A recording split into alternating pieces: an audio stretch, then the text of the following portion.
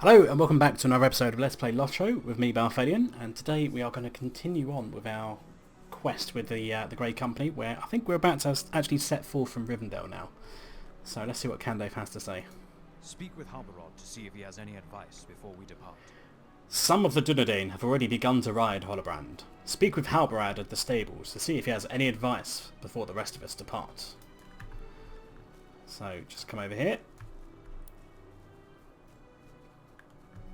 And Halbrand is just over on the right, just behind the stable master.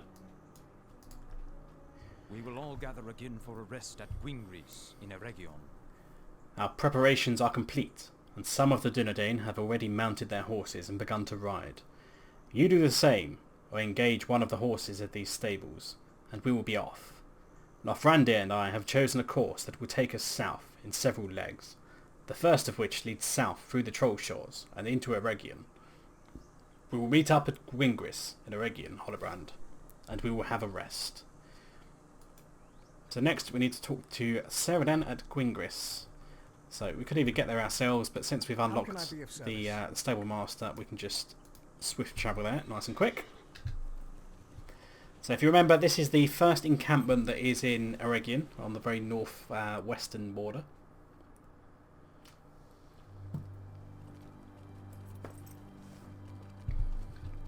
So we've got a long ride in here. But this particular area of the map, which I'm not sure if we can really see if we're going to go out. But yeah, just across the river at least anyway, is an area that was known as the Angle, because it was kind of wedged between these two rivers. And it's a place where the Dunedain used to settle way back in the day as like a little town encampment, but that seems to have died out since then. And the surviving rangers and their families seem to have migrated northwards, up to the likes of Balthelion and all that. So we need to go up to the northwest. So we'll just head up here, and Ceradan should be over near one of these ruins. Is it this guy? Yep. There he is. The first leg of our journey is complete, but not without incident. The first leg of our journey is complete, but not without incident. My horse, Eregion, has drawn up lame. There is something wrong with one of his shoes, and he cannot go on unless something is done. Halbarad says I should just engage another horse, but I have been speaking to the elves here, and they have given me another idea. Apparently a skilled farrier has recently passed through Wingrease. This farrier, London by name, could certainly repair Eregion's shoes. I understand that London left Wingrease heading east. If you find him and convince him to return, we will have been delayed but a little. So we need to find him. So if we look on the map, he is literally about halfway up towards Pend Eregion, up on the left here. So I'm going to cut away and meet with you guys in a moment. Okay, so we're just approaching where he is then. So there's this great big rock and he should be on the other side here. There he is. Careful, stranger. There's a group of Uruks in these parts. Careful, stranger. There's a group of Uruks in these parts, of great size and strength. I saw them not 2 hours ago. They were passing north, and though I could understand little of their cruel speech, it seems to me they were seeking treasure. There are ruins throughout these lands, you know. These Uruks would like nothing better than a chance at plunder. London listens to your account of Ceradan's plight, and agrees to tend to the needs of his horse Eregion. His face then freezes in a mask of fear. The Uruks! They're coming back! Return to fight! There we go, so we're going to fight these guys. These other guys are going to get roped into it as well. We might have to fight two of their guys.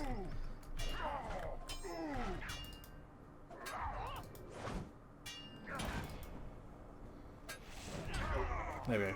Thank you, friend! I will speak to you again back at Wingrease. We'll just make a climb back for the ease of it. So, back in town then. I have fit a new shoe to Ceradan's horse. He will have no problems now. He's suddenly become a bit common. I've fit a new shoe to Ceradan's horse, Holobrand. He will have no problems now. I wonder if the same can be said for the few who live in these lands. Those Uruks spoke as if more would be coming, and we have no reason to doubt them. There has been much more activity among those creatures. Many more of them on the roads than in recent weeks. I do not like it. Well, give Saradan my thanks for sending you my way, friend Hobbit. I would have been in a great deal of trouble if you had not come along when you had, and the price of a new horseshoe is small to... Pardon me.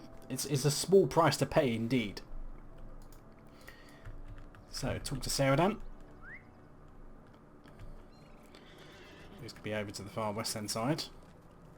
So these other quest rings that I've still got on my main minimap are just like the repeatable ones for making some tea and whatnot.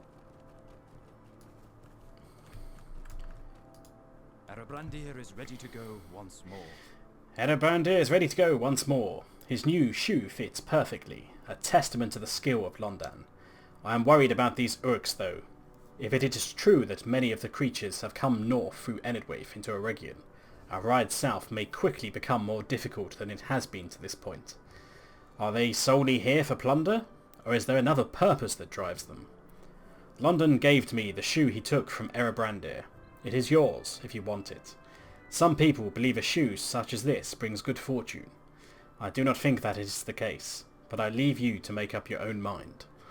So you can get a stat legacy which will work on any legendary item all the way up to the level cap, or you can get the mystical and magical Erebrandir's horseshoe pocket item, which has been a source of mystery for many years, where players have been wondering, does it actually do anything? If so, what does it do? And there's all this like theory crafting of, you know, did it make identifying legendary items give you better base tier legacies?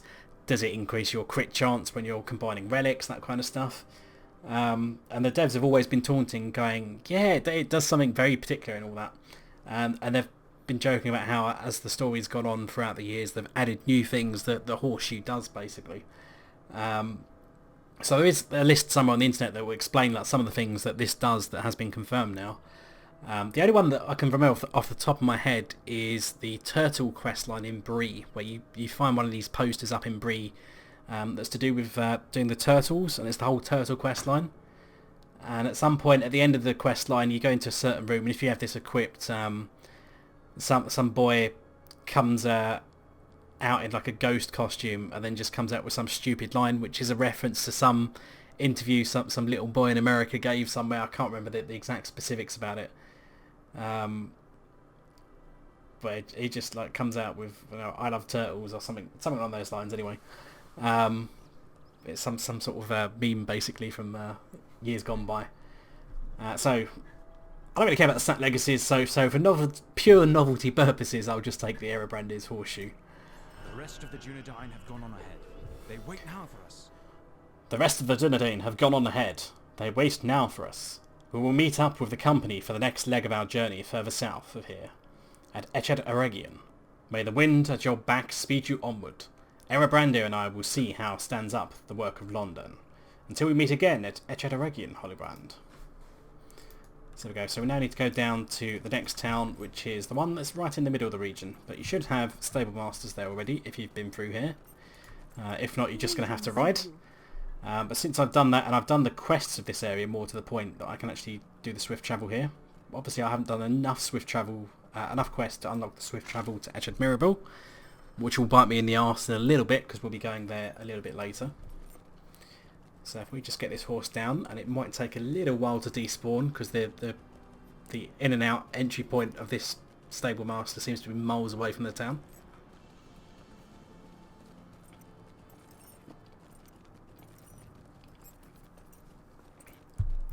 Come on, despawn when you please. We're miles away from town now. And we seem to be followed by two other guys that are on the middle of their Volume 3 epic storyline. So, we arrive here then. And one of the guys is just down here. It's Radazir.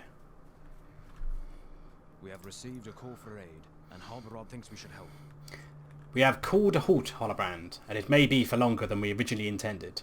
We have received a call for aid from a dwarf coming from north from the White Mountains, and Halbrand has determined it to be serious enough to justify a stop. The dwarf's name is Fuzi Gemcutter, and he will speak to you about his problem. He will speak to anyone, it seems. So, up in here then. And inside we shall find a dwarf. Who are you? You are no ranger. Yes, who are you? You are no ranger. I can see that. It is an outrage, I tell you, when dwarves cannot take the road north from the White Mountains without fear of harassment. There we were, my father and I, when out behind one of the large stones you see scattered everywhere in these lands, jumps the largest Uruk you have ever seen. He beat his chest with a gloved hand, shouted the name of his clan, I'll never forget it, then knocked out my father Funi and dragged him off. You ask him in what direction? Sharkunak, Uruk took his father, and his brow furrows with puzzlement. Sharkunak? No, no. The name he shouted was Ninkoff. In all the confusion, I can't remember what direction he went, but if you can find the site of the attack, which was to the east of here, you may find some tracks or something. So, we need to do a bit of tracking. So if we mount up, and we need to head eastwards. So we need to go over here where the ring is. So what kind of distance are we talking? 750 metres. So we'll cut away and meet away with you guys in a moment. Okay, so we're back once again, and we're basically at the site of the attack where we can see a backpack and a load of blood around here. So if we interact with this, a confusion of tracks surround the fallen pack and lead off to the east. Says he dropped the sack when we nabbed him. Should be around here. There we go. Rah! Engage. Alright, commence as much AoE and damage as we can. Start spanking these guys. Get all our reaction skills going. And clonk him on the head. Up and disarmed. There we go. So this guy's building quite a few corruptions as well. But he'll be dead soon enough. Alright, get the skills going. And clonk. You'll never find that dwarf! Right, so we need to find information about the Ninkoff Uruks east of the Fallen Backpack. So we're heading east and we're basically going up to where that ruins is there. Assuming it is going to be that chapter. Yeah, that looks about right. Okay. So we're heading eastward and there is some silver up here. Yes, please. So that's the other advantage of me cutting away as well when I'm running long distances. Is you guys don't see how many ore nodes and whatnot I stop to collect along the way. But I got a barrel shard out of it earlier, so that wasn't too bad. So in the meanwhile, we're going eastwards. I'm going to end up climbing this hill up to those ruins up there. So I think I did actually mention this when we were coming through Eregion, that these ruins would come into play a bit later. Although, how long ago it was since we were running through Eregion, it's probably about a year and a half ago. I think it's been that long. But anyway. So we're coming up here. We need to actually run up this side, don't we? So up into these ruins. And there's a frightened adventurer. You pursue the Uruks. Your trail ends here, I am afraid. How to you, Hobbit? You are in pursuit of the Uruks? Your trail ends here, I'm afraid. The ruins of Minas Elendur that you see atop the cliffs here are crawling with the creatures, and worse besides. You intend to scour the ruins? You are brave, my friend. If I cannot dissuade you, I at least will tell you what I have learned of the place. I will not myself journey there again, not for any sum. There are strange doings going on inside Minas Elendur and its cursed cellars, and I have seen enough to last me. So we can take a legendary item title out of this. So we've got Western S with Orc type. And then we've got some class item ones, but these are only going to apply to certain classes. So the only one that, as a guardian, I can use is the one that goes in my weapon. Well, this was the site of a terrible battle. Long ago. I've already got Numenorian Beastmaster on there, which will give me Western S with some bonus damage against beasts, plus 7 damage. Whereas this is also Western S, but does me better against orcs. So, yeah, might be better, but it's insignificant really, the extra damage for the types, so I won't care about that. So we're going to close that then. Now inside these ruins is an absolute maze, so I think we'll probably wrap up this episode here then, and next episode we're going to get lost inside the maze, because that might be a very, very long episode, I think. So until then, see you guys later.